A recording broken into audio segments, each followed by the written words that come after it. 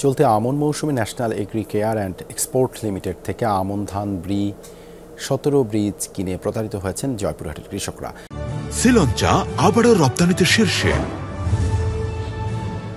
অধিক ফলনের আশায় উচ্চ ফলনশীল এই জাতের ধান বীজ কিনে ফলন বিপর্যয় ঘটেছে। এতে ব্যাপক লোকসান গুনতে হচ্ছে কৃষকদের। ফলন না পাওয়ায় হতাশ এসব কৃষক কোম্পানির কাছ থেকে ক্ষতিপূরণ সহ তাদের বিরুদ্ধে ব্যবস্থা নেওয়ার দাবি জানিয়েছেন। বিস্তারিত আব্দুল আলিমের রিপোর্টে।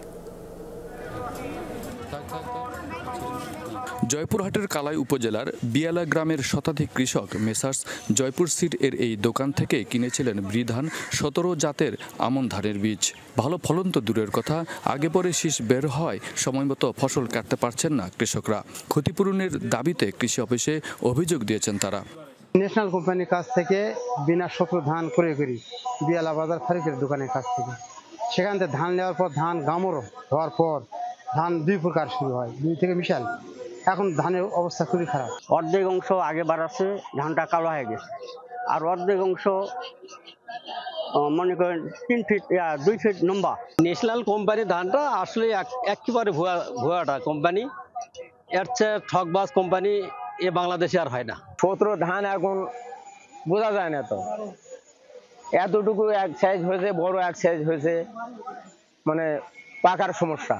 অভিযুক্ত বীজ বিক্রেতা ধানের ফলন বিপর্যয়ের কথা স্বীকার করে বলছেন কোম্পানি ক্ষতিপূরণ দেওয়ার আশ্বাস দিয়েছেন। আমি কোম্পানির ঊর্ধ্বতন কর্মকর্তার সঙ্গে যোগাযোগ করি, তারা এসে সরজমিনে মাঠ ভিজিট করেন এবং ভিজিট করার পরে তারা আশ্বাস দিয়ে গিয়েছেন যে আপনারা ধানটা হারভেস্ট করেন, কতটুকু পরিমাণ ক্ষতিগ্রস্ত হন আমরা বিষয়টা দেখব। কৃষকদের কাছ থেকে অভিযোগ পাওয়ার পর ক্ষতিগ্রস্ত মাঠ পরিদর্শন করেছেন উপজেলা কৃষি কর্মকর্তা। বলছেন ক্ষতিপূরণ না দিলে অভিযুক্ত কোম্পানির বিরুদ্ধে ব্যবস্থা নেওয়া হবে। আমরা মাঠে গিয়েছিলাম, মাঠে যে সরজমিন তদন্ত করে আমরা এটার সত্যতা পেয়েছি এবং এই বীজগুলোতে আসলে ভেজাল ছিল, কারণ ইরেগুলার ধান বের হচ্ছে, কিছু শীষ বের হয়ে গেছে, কিছু থোর পর্যায়ে আছে, বিভিন্ন স্টেজ লক্ষ্য করা যাচ্ছে। এতে করে এটা প্রতীয়মান হয় যে বীজগুলোতে ভেজাল ছিল। কালাইয়ের এই মাঠের প্রায় 100 হেক্টর জমিতে বৃধান 17 লাগিয়ে প্রতারিত হয়েছেন কৃষকরা। আব্দুল আলিম, যমুনা নিউজ, জয়পুরহাট।